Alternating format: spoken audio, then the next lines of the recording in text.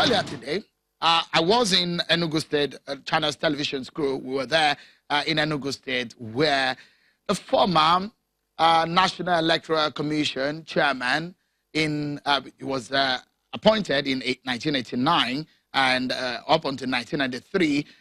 The election that is adjudged or perceived as perhaps the freest and fairest in the history of the country, that is the election of 1993, which saw a lot of people would say MKO Abiola as a winner. Though that election was not allowed to be announced in full, the result that is, but the man who orchestrated, who was at the helm of affairs at the time, we had a chat with him today. We started by asking him about the issue of multi-party system. He has a very interesting perspective on the number of political parties we have presently in Nigeria, 91 of them. Professor Humphrey Nwosu. Take a listen to him. No, not 93 parties or 91. I should not advocate for that 91 or 92. It doesn't make sense to me. They are effectively, I feel these two parties sponsor some of the parties. And some of them withdraw because lack of funds. Some of them don't have structure. Can they have structure in 36 states of the Federation? Can they have structure in 774 local government areas? Can they have structure in 6,927 wards? Would they be able to monitor election that takes place in 120,000 polling stations all over Nigeria? And that's why I thought we are not building on strong foundations we laid in the past. In order to remove money bags, in order to make sure that these parties serve the national interest, they were co-founders and co-owners. They had grassroots support. They were even funded by government. So, and driven by ideology, a little bit to the left and a little bit to the right, according to how you feel, and not according to ethnic group, and not according to religion, according to how you feel. And we laid this foundation, and that's a credit to former President Babangida. We must give that credit. Why should we go back to 91 parties, 93 parties, when we know they don't have the fund? They will resort to money bags. And they are resorting to money bags. They are godfathers now. Godfathers, my commission tried to do away with between 1989 and 1993. Godfathers, are they not there now? They are there, determining, do this, don't do this. Are we having institutional memory building on what we left behind?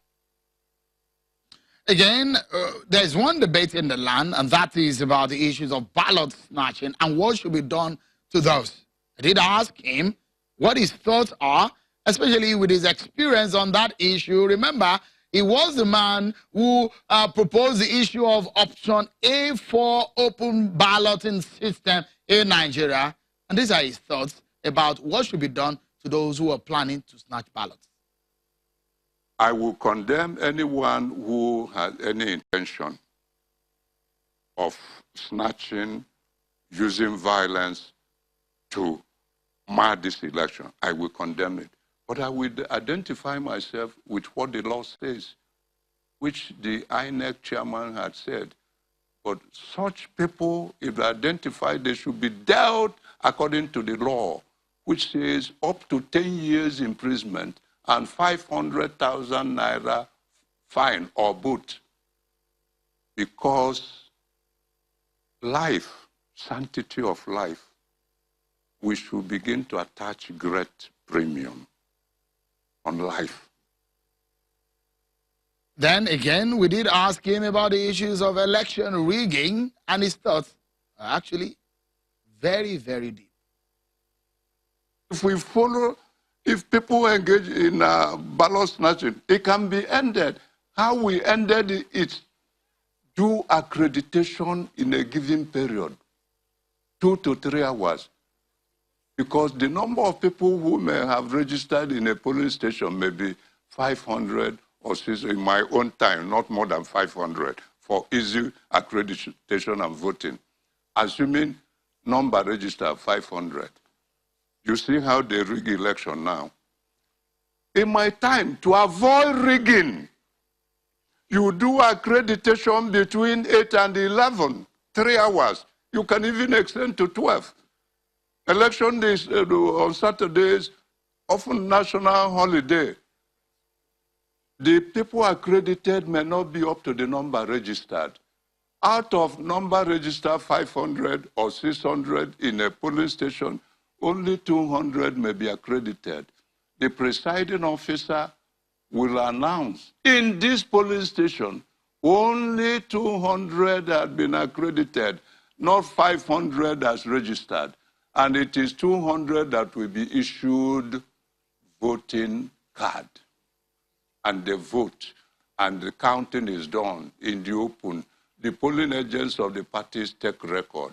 And in this era of modern technology and easy communication, you can know from all the wards, all the collation centers who really had won. But now they modified, you accredit, you go and vote. And when they wait and no more people are coming, they use the register, look at the number of people that register, and stamp them, and vote for them. That's why you sometimes have outrageous numbers return. But we have passed that era.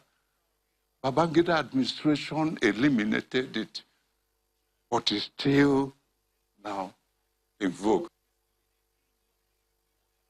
There's another interesting angle to the conversation we had. So many. It's about an hour interview. Very interesting. The man with his baritone dished out a lot of knowledge based on what is put in place, perhaps the kind of structure that has led to the INEC structure that we have today.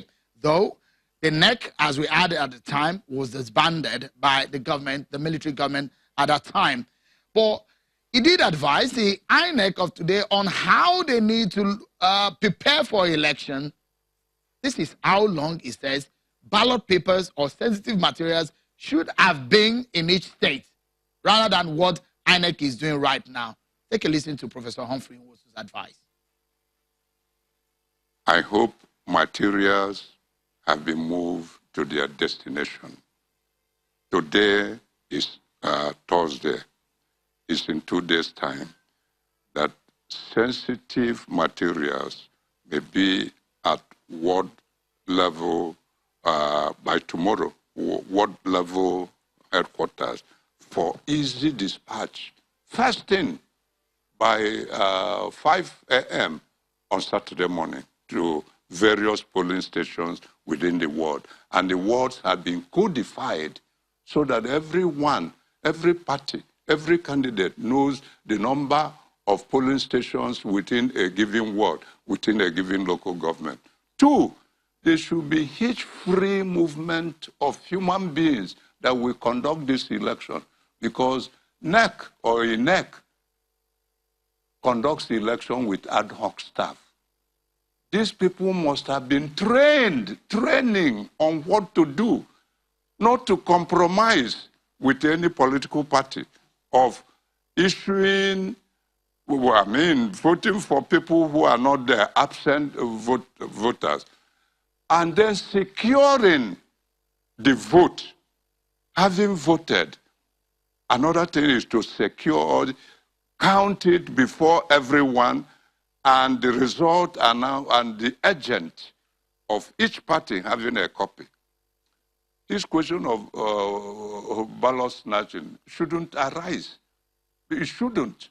If the 2 agents, and I believe the 2 main contestants, is APC and PDP, and they have enough personnel to cover all the 120, I believe, polling centers all over Nigeria. Soldiers are not part of the process. They should not. It's the police. Soldiers, people may see soldiers and they feel intimidated. This is a point. My humble opinion, throughout the elections we conducted, December 8, 1990, December 14 for governorship election, 1991, July 4, 1992, National Assembly election, we use police. And the presidential election of 1993, soldiers didn't appear anywhere. Soldiers are for external defense. So this is something we are doing for ourselves.